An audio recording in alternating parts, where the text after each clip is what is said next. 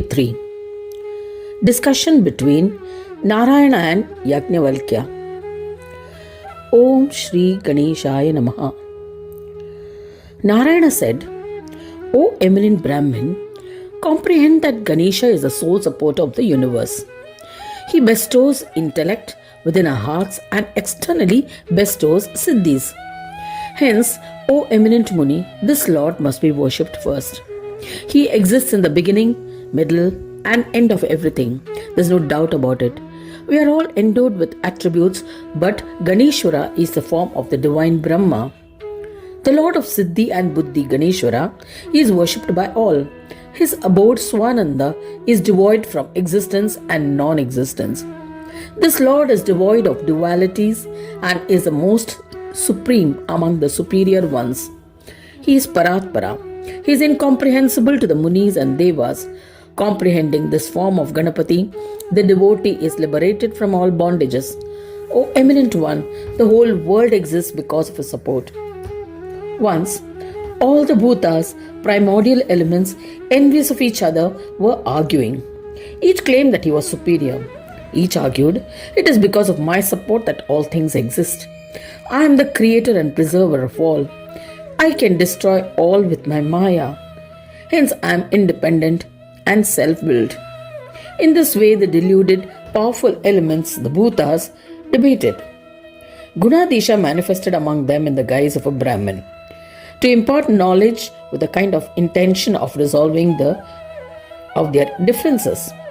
Seeing him, the Devas were astonished and wondered, who has arrived here? Where are all the essence of Atma? How has he intruded? They were arguing in the Atma form, hence they were astonished. All the Tattvas asked him, who are you? How did you find the divine path to arrive here? That Brahmin was delighted and replied, I am a Brahmin who possesses the knowledge of Yoga Shastra. Hence I created a path with the powers of Yoga Maya. O Tattvas, why are you engaged in a debate? I can resolve your difference with a satisfactory solution. The Tattvas were ecstatic and said, O eminent one, tell us who among us is the most distinguished. Hearing their words, the best of Brahmins said, the Tattvas are the foundations for the working of the entire world, undoubtedly. Look at the present situation. Abandoning the world, you all are before me. The Tattvas must forsake the world one at a time. The Tattva which is responsible for the destruction of the world by its absence will be considered the greatest.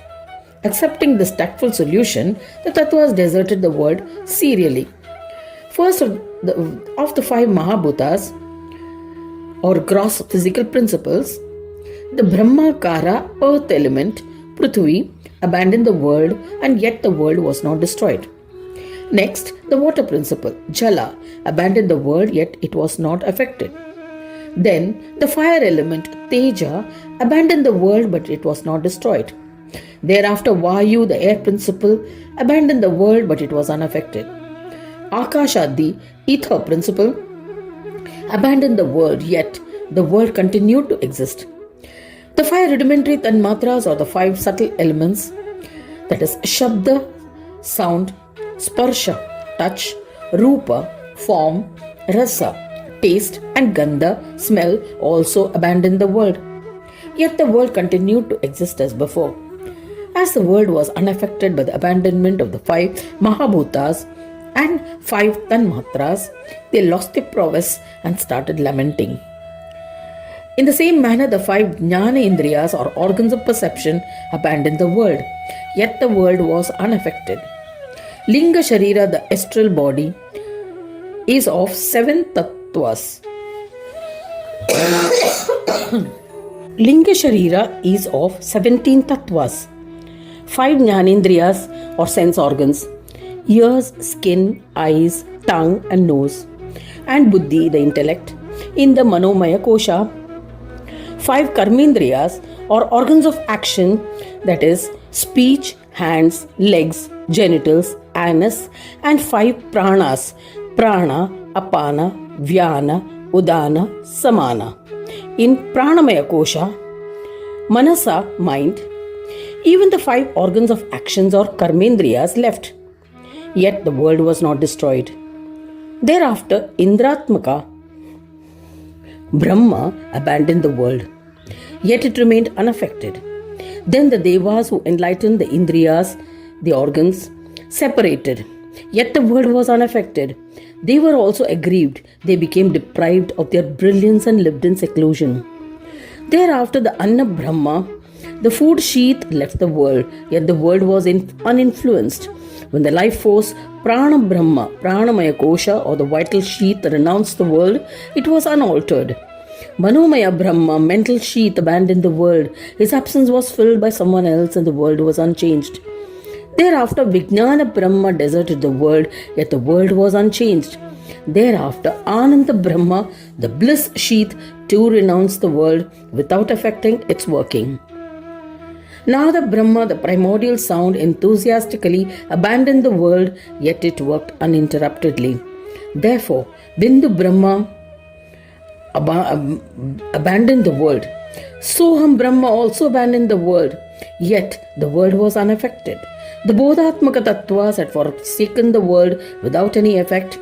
Then Videha form of Tattva abandoned the world, that is, the incorporeal form, yet it functioned as before. The Asat Tattva then left the world. It continued to work uninfluenced. Thereafter, O Muni, serially, Sat Tattva, Sama Brahma and Neti Brahma abandoned the world, yet it remained unaffected. Finally, when Swananda form of Brahma abandoned the world became absorbed and disappeared. O Muni, at that point, everyone was astounded. They all extolled Swananda. They were ecstatic and lauded the Supreme One. The working of the world is because of your support. We too are supported by you.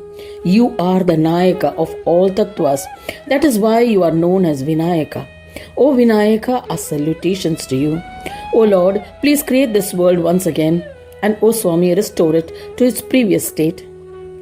O Munishwara, heeding to their special prayers, Vinayaka recreated the world as it was before.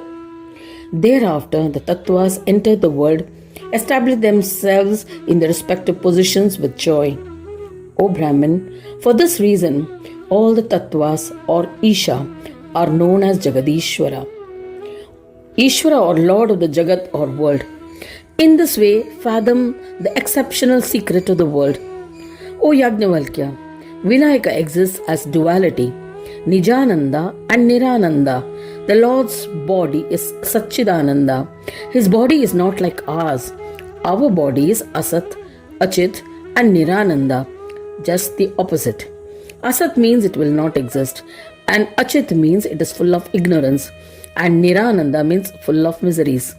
These are the three qualifications of our body, whereas the Lord's body is Satchidananda. It is eternal and full of knowledge and full of bliss. He exists as Nijananda in the Sanyoga form or the union of forms, and Nirananda in the Ayoga form, that is the disunited form. When these two forms are destroyed, he exists in a yogic form, that of non-duality, as effulgent Brahmanayaka Vinayaka. O Mahamuni, by comprehending him, we have attained peace. Hence, O twice born, the concept is premised on the belief that a person is first born physically and at a later date is born for a second time spiritually, usually when he undergoes the rite of passage that initiates him into school for Vedic studies. Worship him to be blessed with absolute peace. O Muni, Maya creates delusions in beings. Hence she is known as Vakra. Maya Shakti is also known as Vakra as she conducts bizarre deeds in this world and is so contorted that it is not possible to easily understand her. The Lord strikes her with his trunk because of the faith of devotees. That is why he is known as Vakratunda. O Muni, surrender to that Vakratunda who is the Lord of all, Sarvesha, and you will be revered by the most eminent of yogis. O revered Muni, fathom that the syllables Ga represents all that can be experienced by the mind and expressed by speech, and the letter Na represents all that is incomprehensible and inexpressible. Their Lord or Swami is Ganesha and has been perceived to be in the yogic state. When a jiva ascends to him, the being is said to become the form of Brahma, Brahmarupa. O Muni, I have expounded the enigma of the Vedantas. Strive to keep it a secret, and you will attain siddhis or spiritual powers. After having elucidated this, Narayana concluded his narration and chanted, Om Ganeshaya Namaha. My salutations to Ganesha. Thus ends the 53rd chapter titled Discussion between Narayana and Yagnavalkya in the first khanda of the Puran Upanishad, Srimad Mudgal Puran, describing the legends of Vakratunda, dedicated to Sri Gajanana. End of chapter 53.